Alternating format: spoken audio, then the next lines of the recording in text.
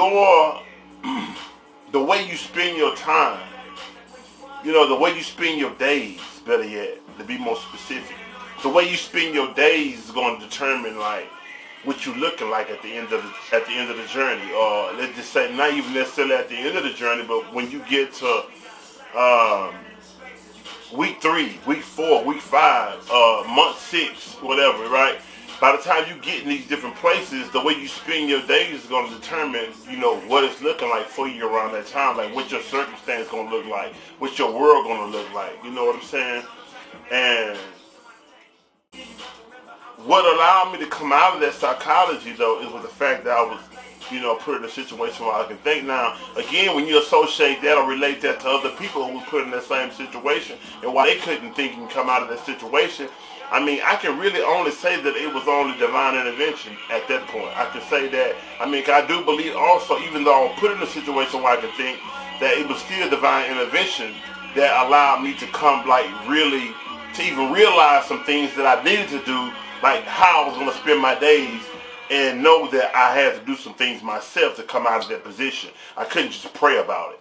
I couldn't just ask God to help me understand, help me be more patient, help me become stronger, help me, and He's just gonna give it to me. He's gonna put you in situations where, you all of that is gonna be cultivated. All of that, you just have to still want it and realize you're not being tested and it's time for you to work on it.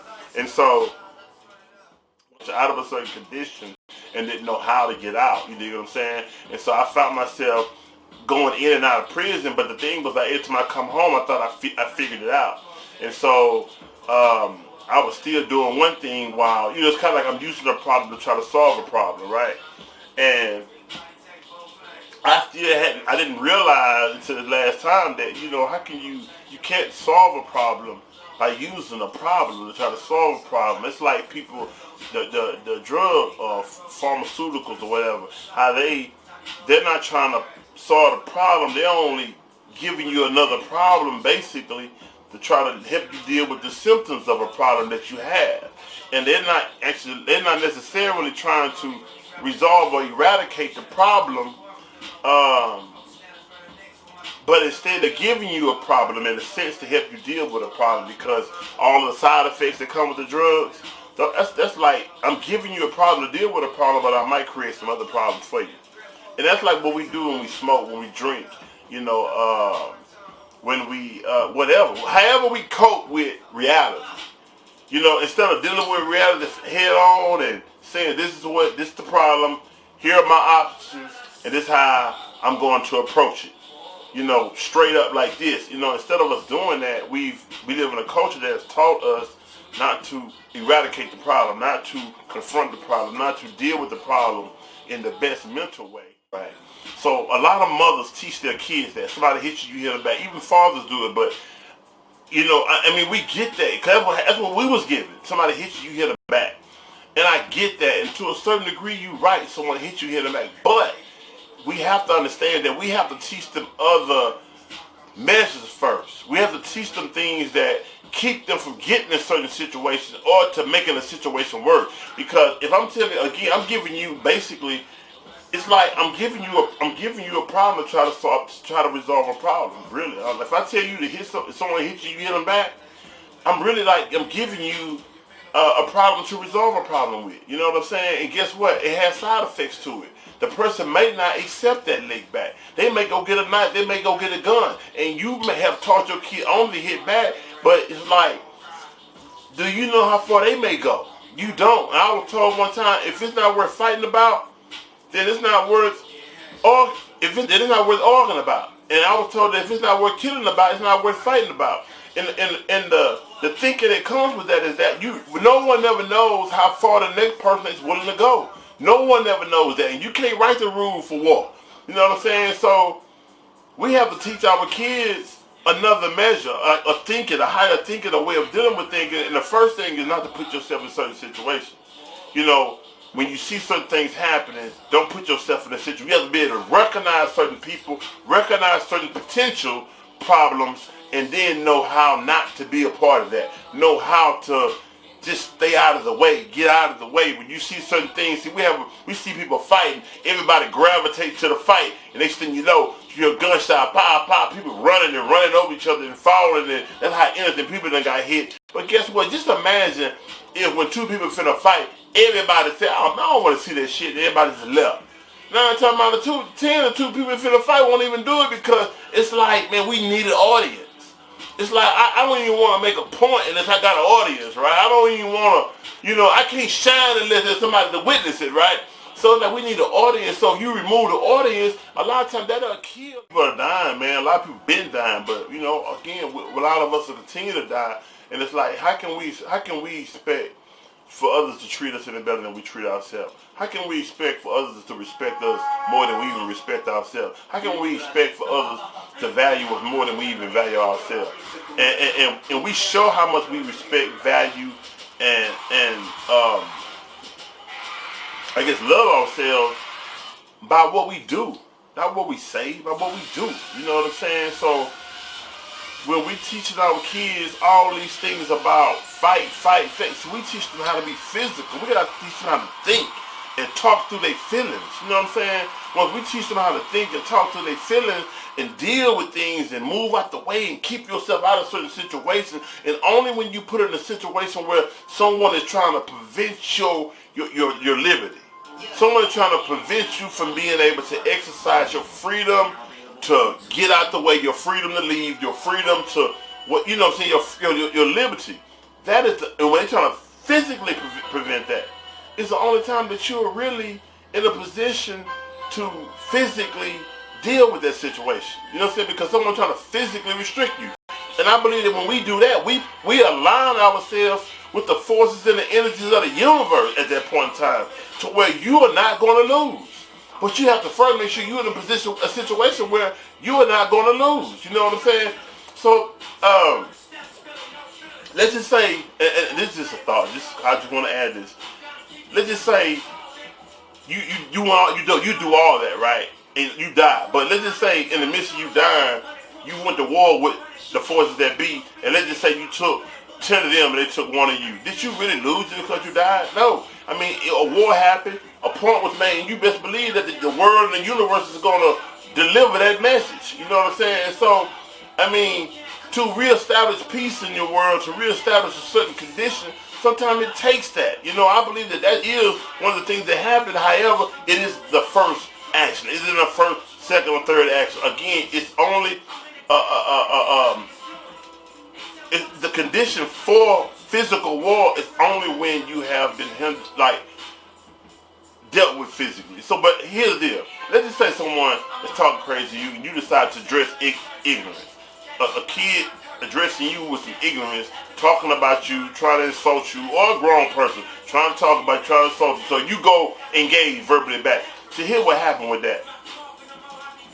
What made you be out of line is the fact that you traded ignorance for ignorance then.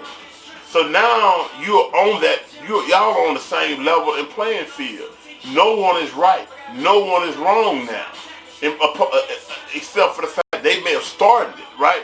But again, you have to understand that there also is a law of reciprocity going on here, because there's the law of karma and planting seeds and so on. But not to get too far deeper on that, but my thing is that, man, just at the end of the day, we got to stop teaching our kids that nonsense, because we only perpetuate the lifestyle in the streets that is only, when we really really look at it, it's detrimental to us. It's detrimental to our culture. It's detrimental to us as a people.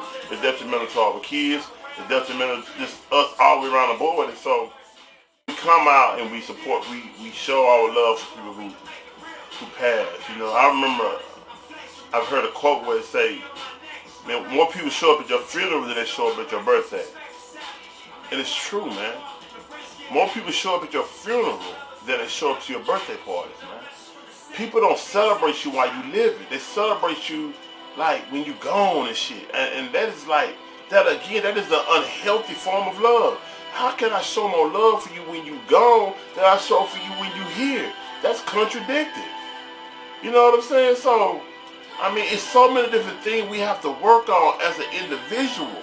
You know, if I really want to see change, I have to want to see change in myself. If I really want my relationships on the intimate level and on the platonic level to be better, I have to first be trying to get me to my best me, to be able to present my best me at all times. If I'm not doing that, man, it's no way that I can really honestly, sanely, logically say I want things to be better on the outside of me. I want all this shit to change, but I don't want to change.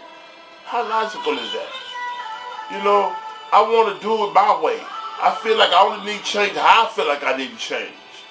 You know, sometimes other people that you really trust and love, people around you, they can point some things out to you and you can embrace it, Sometimes, man, I believe this here.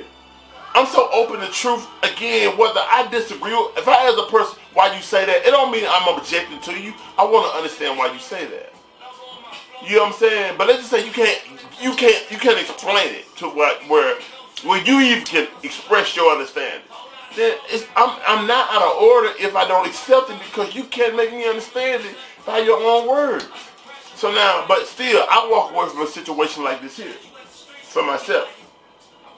I'm going to analyze it, because again, if I disagree with what a person is saying about me, then I don't want that to be me. So I want to make sure, I want to analyze myself, you know, not just that one time, not just, you know, I'm going to analyze myself throughout life and how I deal with people, because I don't want to be perceived a certain way if it's something I don't want to be perceived as. Not just because a person don't like it. I'm saying if I don't like that view, I'm not doing it because I'm trying to be someone, you know, be someone for a person to like me. If I don't like what a person said, that characteristic, I don't want to share that characteristic. So I'm going to do what I need to do to try to eradicate and make sure that characteristic don't apply to me.